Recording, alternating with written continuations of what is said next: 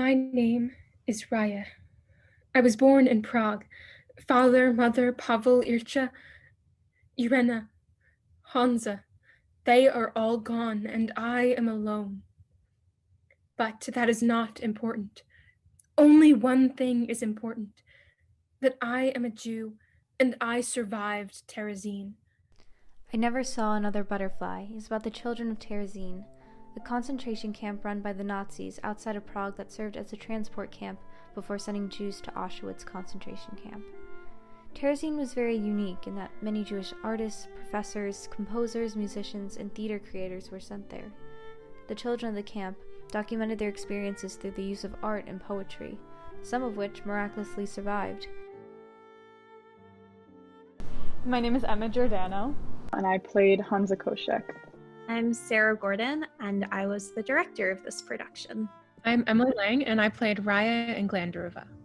So I started directing, sophomore year of college, so about 2 years ago, and I'm a very visual person. I'm more interested in the directorial side of theater and being able to take my visions and put them into actuality. That's why I became a director. I've been acting for as long as I can remember because the privilege of living in New York City and my parents really like theater. We've just been taken to Broadway shows for as long as I can remember. So I can't remember a time when I wasn't performing in some way. That's such a lucky experience that I have had. I've been acting since I was 7, so about 12 years now, if my math is correct. And what made me really interested in this production was the connection that we have to the Youth and Prejudice Conference. At Muhlenberg College, we do 2 productions each year to teach about the Holocaust, and we share them with local middle schools and high schools. So that was something that really excited me about the project, to be able to educate through performance. Why did I choose this play? Yeah. I actually read this play my freshman year of college for the first time. My grandmother, Omi, was a Holocaust survivor, so I've always felt very connected to the Holocaust and the stories that kind of came out of that. I knew that this show would fit the virtual world very well because I'm always interested in how to use different elements to tell a story. And so I felt like with the poetry and the artwork and adding dance and movement and making it a very visual-based production, that the story could be told in even more ways so that the virtual platform helped it as opposed to hindered it. Well, in rehearsals, we played around a lot with camera angles and lighting on Zoom and sound on Zoom, and just kind of, if I had an idea, I was like, let's try it. It might not work. It might work. In the play, there's a Zoom snatch, is what we nicknamed it, where they pass a piece of paper to each other. And the first few times trying that was just so awkward. But I'm so happy we just kept trying it because we came up with a way to do it that really worked. For me, one of the biggest differences from doing Zoom versus doing live in-person theater was how conscious you have to be of how you look at all times, which is frustrating as an actor, but it was also kind of nice because I think in a way we all secretly like to look at ourselves. So it was nice to know exactly how you looked at each point, even though I think it made for a very self-conscious experience. So I think the biggest difference for me with performing online versus on stage is usually when you're on stage acting, you have a team of people behind you who are taking care of props and lighting and sound and costumes and all of that. And for us in this situation, there was only so much that our director and stage manager could do with those certain things. They were more focused with the technical elements of really working the Zoom and getting that all ready for us, but they couldn't physically be in our space with us, so we had the most liberty over, our props and camera angles and lighting and everything like that. And I think that definitely that made me kind of appreciate more all the different jobs that are done. I did the sound as we were doing it as well, and that's not normally something a director would be doing during a production, and that was just because the stage manager was turning on and off cameras for when the actors couldn't get to it.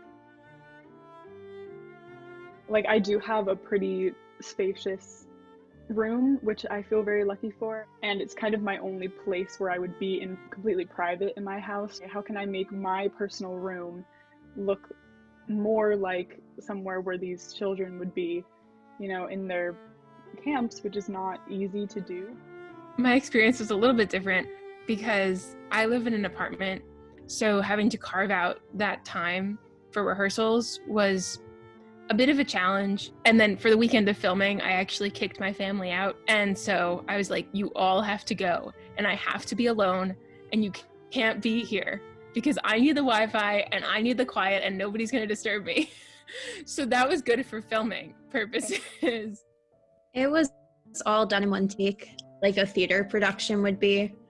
And then we recorded it 4 times.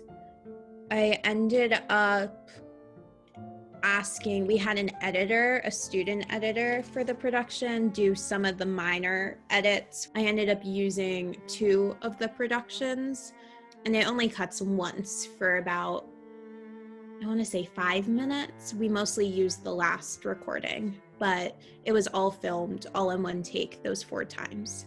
I think it means a lot to me that we get to educate through this play, and also that it's using real elements from, you know, the real pictures that and paintings that the children in the camps made and the poems that they wrote, and that we get to share that through the lens of actual young people.